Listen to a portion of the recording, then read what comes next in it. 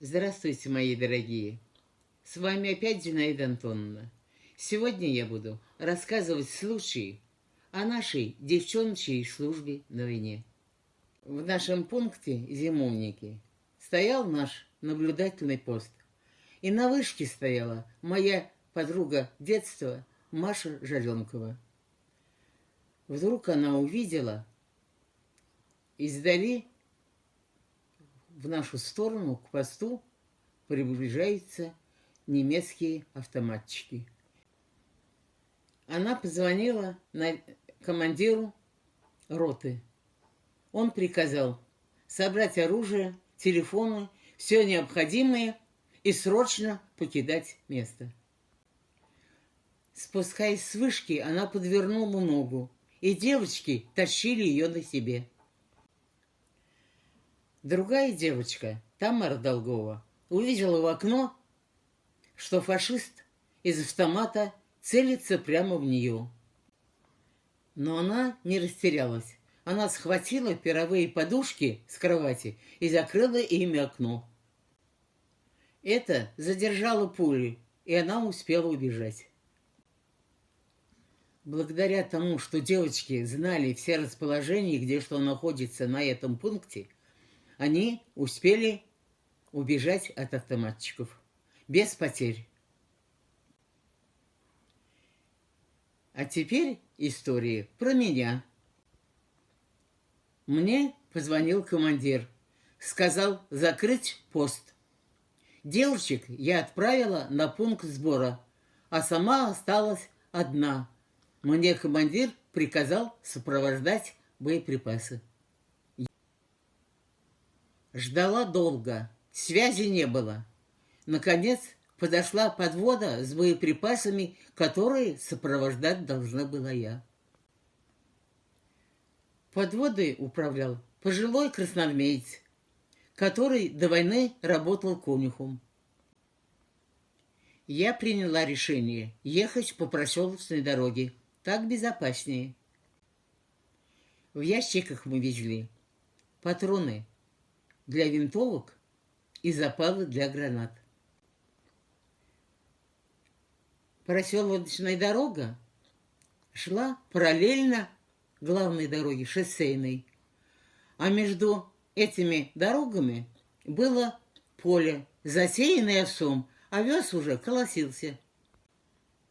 Выехали к вечеру. А когда уже стемнело, на параллельной дороге шоссейной услышали звуки движущихся тяжелых машин. Было понятно, что это двигалась большая автоколонна с тяжелым грузом. Я стала рассуждать.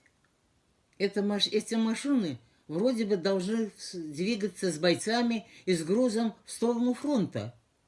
А было наоборот. Они двигались в сторону тыла. Мы остановились на проселочной дороге, а машины остановились на шоссейной, напротив нас. Ночь была настолько темной, что мы ничего не смогли рассмотреть. Я решила ползти по-пластунски к этим машинам в разведку через этот овес.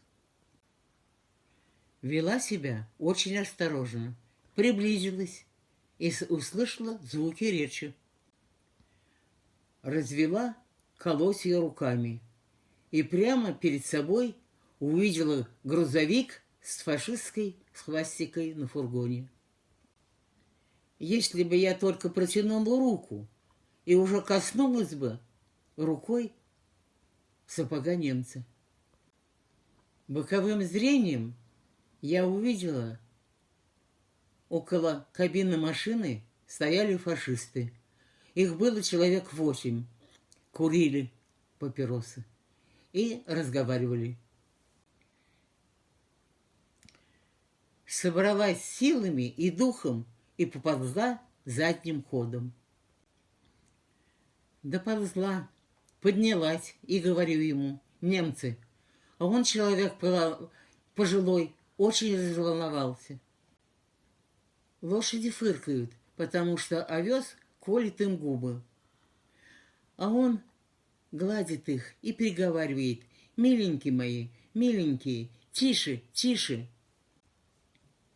Я поняла. Они остановились и ждут свою разведку. Я приняла решение, что и мы будем ждать, пока придет их разведка.